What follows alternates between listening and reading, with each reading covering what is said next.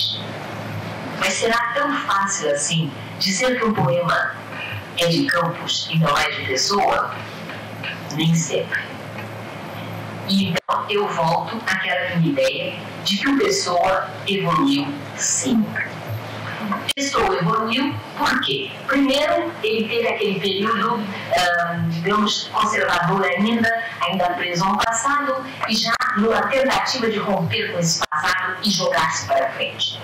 E nesse jogar-se para frente, ele buscou criar alguma coisa, criar até um movimento.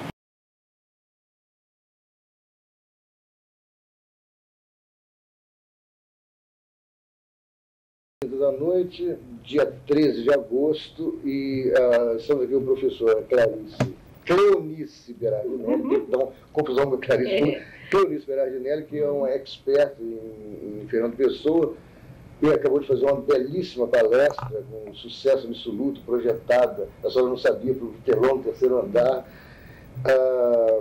e eu gostaria de saber da professora, veja bem, porque o que detonou essa série de palestras foi a aquisição desse acervo, a coletânea, essa coleção de Fernando Pessoa, com 160 volumes, que eu acredito que a senhora tenha conhecimento e possa falar com mais propriedade. Bom, eu tomei conhecimento do acervo através da Clarice Fuckelman, que me mandou uma cópia, e realmente é uma coleção bastante rica, bastante completa, naturalmente. Em se tratando de Fernando Pessoa, há uma quantidade monumental de obras que não estão aqui, mas é uma expressiva coletânea.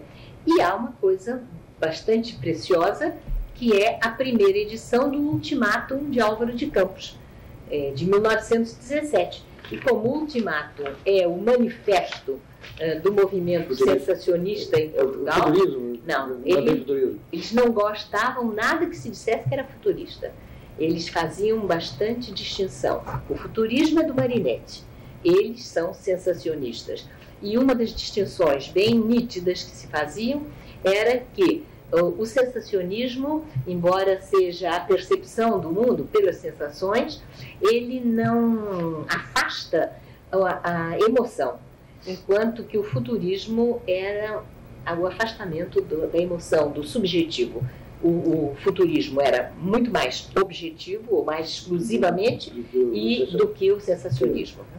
Agora, então, em termos gerais, essa coleção é uma coleção de importância no contexto do Brasil?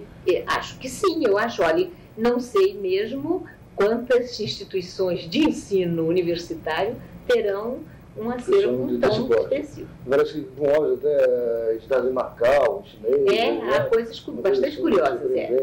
Mas a grande estrela da coleção vai ser o Ultimátum. O Ultimátum, que é a primeira edição. Não é? Uma edição que foi confiscada porque o livro era escandaloso. Era um livro muito violento, numa linha mesmo do manifesto do Marinetti, abaixo tudo, abaixo isso, abaixo aquilo, mas muito mais político do que só estético. Só estético. Veja bem, como é que a senhora sentiu? A senhora não sabia que estava sendo levada também a palestra ao terceiro andar, no telão. Então eu notei uma reação da senhora, poxa, então, além disso foi gravada. Como é que é isso de falar assim para 80 pessoas e de repente para 160, de haver umas 80 pessoas lá embaixo? Bom, olha, eu confesso que eu não prestei muita atenção. Eu soube que havia o telão, estava informada disto.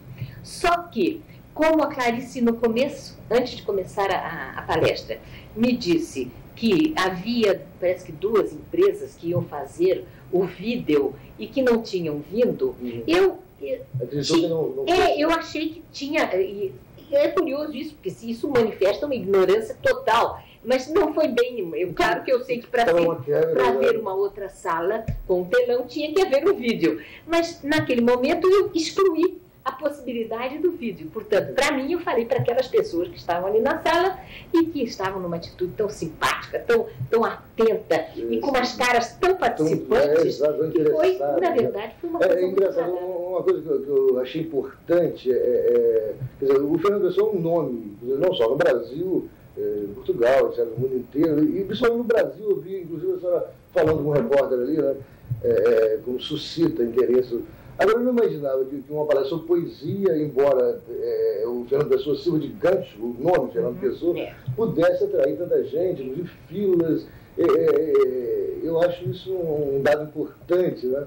Olha, isso realmente, quando eu cheguei e vi aquela gente toda, e soube que havia gente que estava aqui desde as 5 horas da tarde, eu tive uma sensação como nunca tinha tido antes. Por quê? Uma sensação, claro, eu estou acostumada a fazer, eu dou aulas de literatura portuguesa há 47 anos, completo daqui a 2 meses, acho, no mês que vem, completo 47 anos de professora universitária. Portanto, estou acostumada a dar conferências no Brasil, fora do Brasil, em salas cheias de gente, com muito mais gente do que aqui, por exemplo. Mas o que eu nunca vi foi, de fato, esta insistência em estar, insistência em entrar, e em ficar, e participar. Ninguém saiu, ninguém se levantou.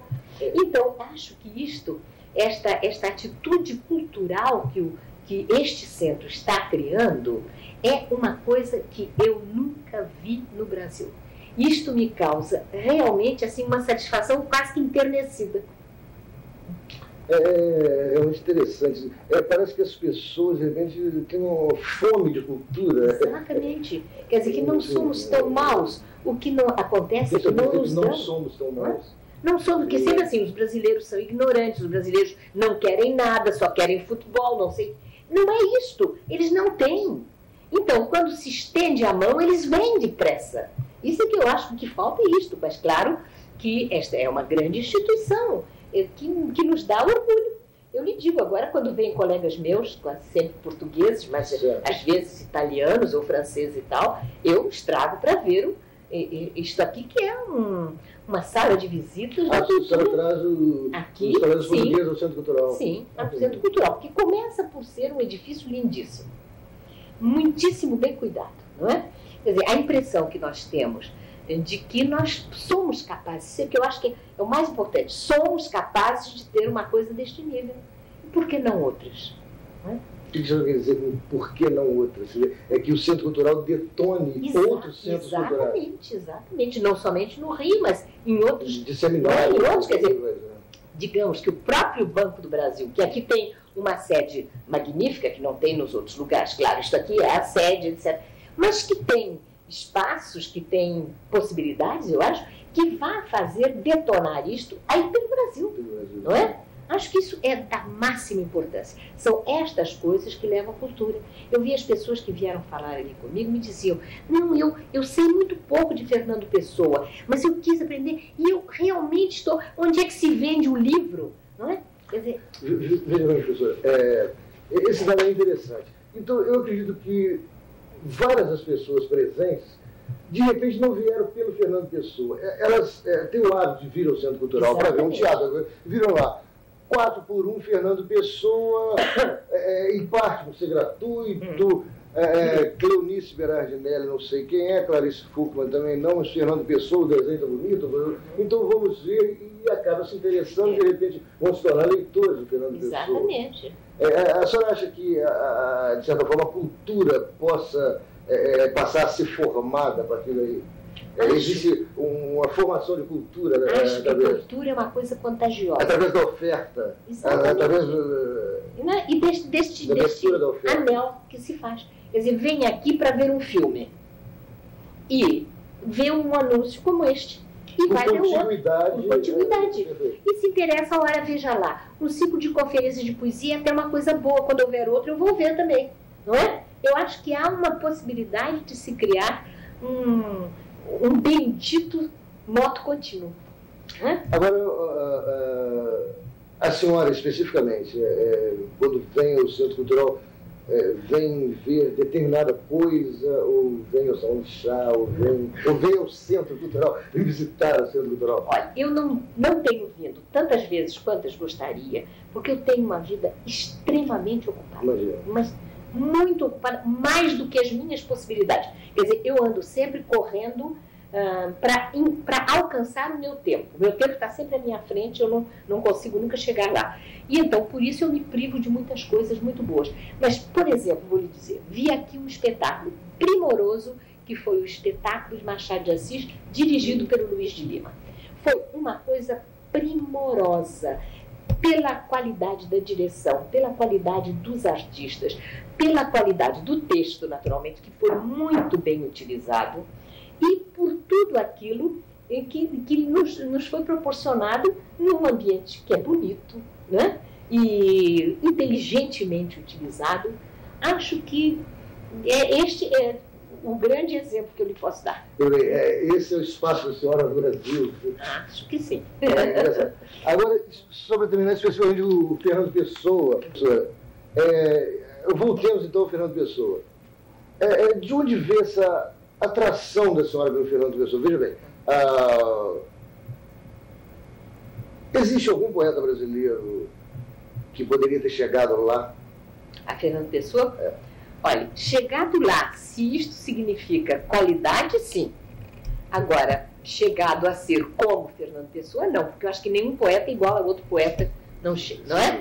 Bom, então eu acho que nós temos grandes poetas. Realmente, eu acho que é uma coisa de que o Brasil não se pode queixar de falta de ótimos poetas até o presente momento, né? Nós temos aí dois imensos poetas que morreram nestes anos, como Manuel Bandeira e Carlos Drummond de Andrade, né? E temos um vivo, que é João Cabral de Melo Neto, que eu acho... Que é o grande poeta do país atualmente.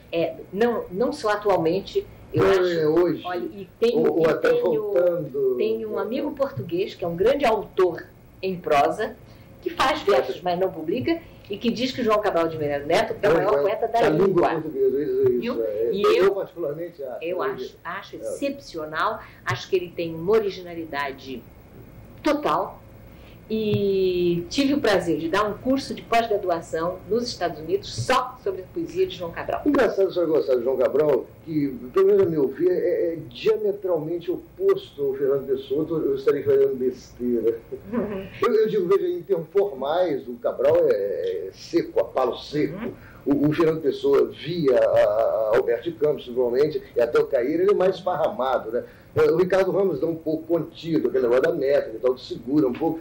Mas o Cabral não, o Cabral é conciso, é palo seco. Então, completamente diferente. É engraçado a senhora abrir o universo. Sim, mas bom, Camões é muito diferente de Fernando Pessoa, e eu sou uma camonista enragée, não é? Eu acho que o Fernando Pessoa é um poeta invulgar, é um poeta que é 4 poetas para início de conversa.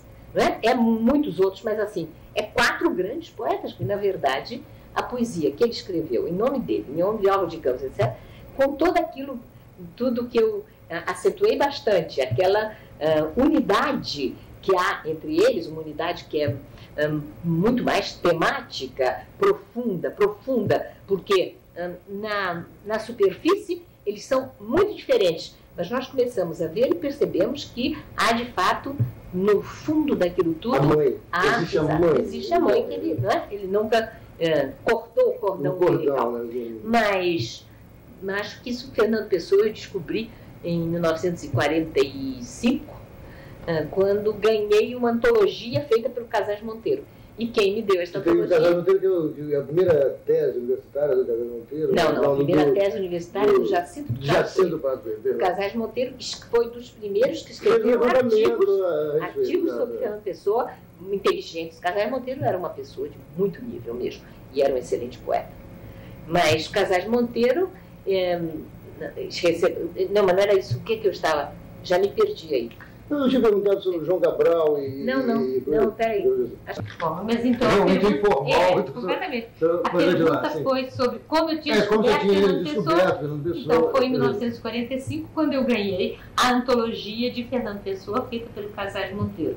Foi a primeira coisa que me deu, foi o meu catedrático de literatura portuguesa na Universidade Federal. Quer dizer, foi Thierry Martins Moreira, que era um homem de um senso estético finíssimo e que foi um autor de memorialismo no Brasil, dos melhores, e que me ofereceu e disse: você precisa conhecer este poeta. Eu nem nunca tinha ouvido falar nele. Então foi a revelação. Começou aí. É engraçado, eu acho que o Fernando Pessoa, esse fascínio inicial do leitor atraído pelo Fernando Pessoa, é porque existe muito, vamos dizer assim, de filosofia que atrai, quer dizer, é um jogo de não é bem de palavra, não é bem formal, mas o que existe por trás é o negócio do fingidor, que de certa forma é de efeito, mas, veja bem, eu vou provocar a senhora, mas que de repente não é poesia. Não é poesia, não é poema, pode ser poesia. É a diferença de poesia e poema, né? Que é o que faz o resultado, né? O veículo. Não, eu acho que é poema, sim. O poema é o veículo da poesia. Então, é poema, mas não é poesia, porque não detona a poesia. Não, eu acho que é poema. Para mim, detona. É poema e poesia, então. Olha, eu tenho um teste para os grandes autores. Eu acho que o grande autor é aquele que nós lemos, relemos, lemos a terceira, a quarta, a quinta vez, voltamos a ler, paramos um pouco, voltamos e nunca nos enfadamos. E Fernando Pessoa, para mim, está testadíssimo. Porque, veja lá, eu defendi uma tese de doutorado de livre docência sobre Fernando Pessoa em 1959. O que quer dizer que eu já estava trabalhando nele pelo menos uns 5 anos antes. E então, durante esse tempo todo, eu nunca abandonei Fernando Pessoa. Naturalmente, com momentos de crise e maior, etc., momentos em que eu afrouxo, passo a outros autores, porque estou dando outro tipo de curso, etc., tal, mas sem abandonar Fernando Pessoa. Fernando Pessoa é um autor que povoa a minha memória. Quer dizer, eu, muitíssimas vezes, diante de uma situação qualquer, o que me ocorre não é a minha palavra, é o verso de Pessoa. Entendeu? Que ressoa. Que ressoa. Quer dizer, eu respondo. Há uma coisa na minha vida que eu considero assim incrível. Eu estava assistindo ao enterro de um dos homens maiores do Brasil, General Marechal Rondon. E então havia era aquela quantidade de pessoas, aquele tipo de enterro de pessoas notáveis em que há um desrespeito e tal. E no meio disto tudo, uma mulher pegou uma criança e levantou a criança para a Virgem. Ela se levantou muito respeitosamente, sem desordem. Então, eu olhei para aquilo e o que veio à minha cabeça foi um verso de um soneto de Fernando Pessoa. E erguem-se as crianças. Quer dizer, veio um verso inteiro que agora não sei mais de qual. Entendeu? Quer dizer, há uma memória pessoana que funciona como se eu fosse um computador, estivesse lá com isto guardado. De repente a senhora vai se transformar num outro heterônimo, porque você está falando, né? Via Fernando Pessoa. Mas é engraçado, a força do poeta, né? A força do grande poeta. A força do grande poeta. Eu acho isso, e acho isso, porque leio o mesmo poema. Que o Paulo falava lá da antena da raça, né? A antena da raça, que dirige a cultura, isso tudo vem da linguagem do poeta, né? Mas eu achei lindo e foi uma belíssima palestra. Um prazer estar aqui com a senhora. Muito obrigada. E depois a senhora verá em vídeo as brincadeiras. Tá ótimo. Pessoal, muito obrigado. Então, deixa eu apanhar aqui o resto da minha bagagem.